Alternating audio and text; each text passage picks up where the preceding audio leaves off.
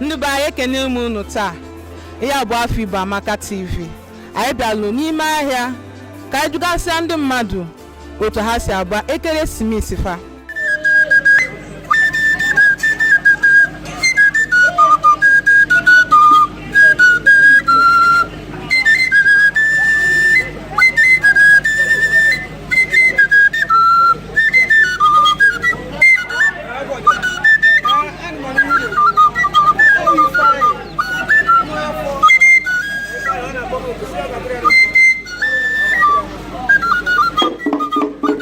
Maazị biko gwa anyị ka ewe bụ afa gị.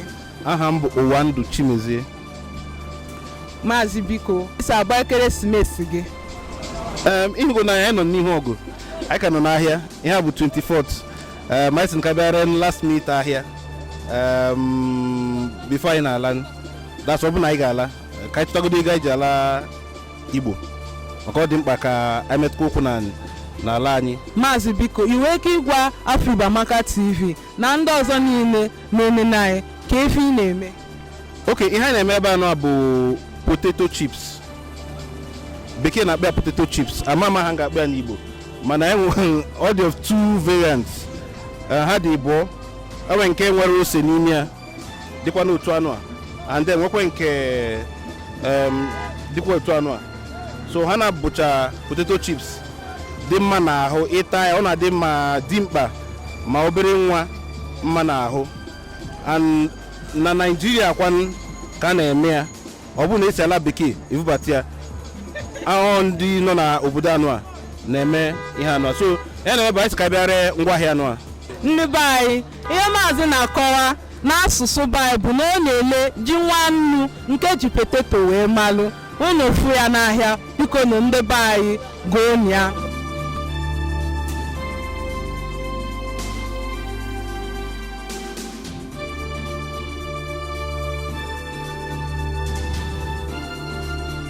Ndewo, afa m bụ Oke Oke Babies Wears. Afa m bụ Chibọgụ Okeke. Afa m bụ Nature. Samuel Nwachukwu Okeke Idemmiri. Afa m bụ Emeka Chinedu Okoye, Divine Gift Baby Shop Wemaro. Biko i nwee ike ịgwa anyị ekeresimesi dị sie na nke lasi eke nke ka m. Ọ bụ ndị Igbo asị ukwe karịrị abụ. A na-ejikwa mkpụmkpụ atụela ọya. Krismas a bụ ifozifo na ife na-eme. Ị na-efu ka ebe na-esi wee dị dried up. Imagine tata bụ 24 December.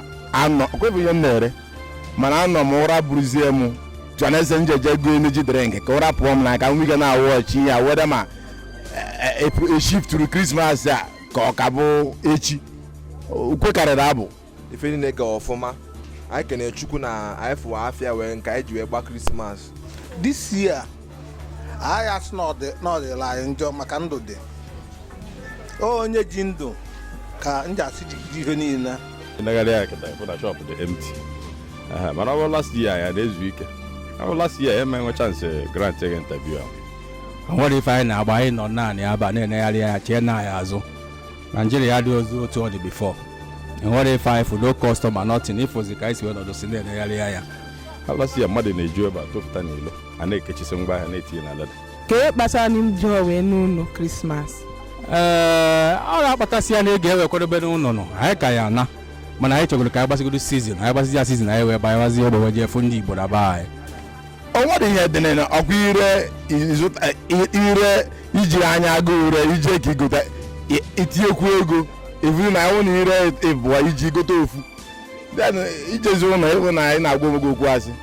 Biko maazị ka ebe ya agwa afọ Igbo Amaka TV na ndị Igbo niile na-ekili anyị. Na-agwa ha na ihe adịgwa ka o si adị. Ndị Igbo ihe eji wee mara ndị Igbo ịgba mbọ. Osigodi ike ndị Igbo na-survive.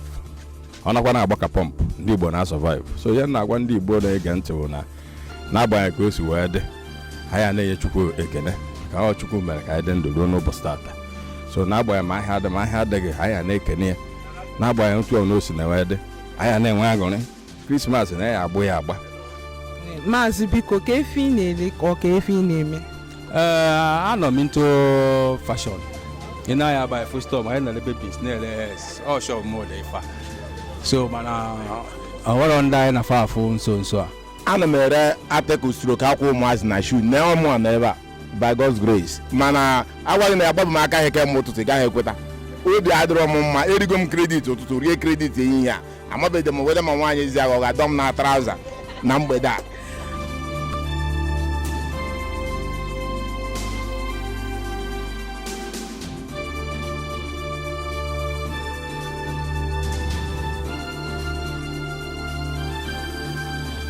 Afa m Ụkamaka Ekene. Afa m bụ Friday Ugwu Ọdịrachukwu. Ihe na-ere bụ rice ka m na-ele. Afa m bụ Mrs. Nneka Neke.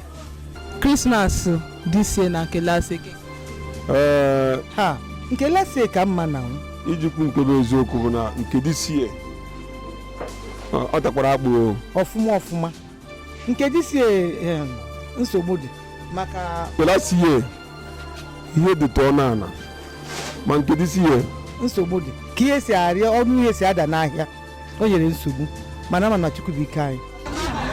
Nke gara aga ka mma na nke ọwa ọkụkọ ahụ nke gara aga dị mma.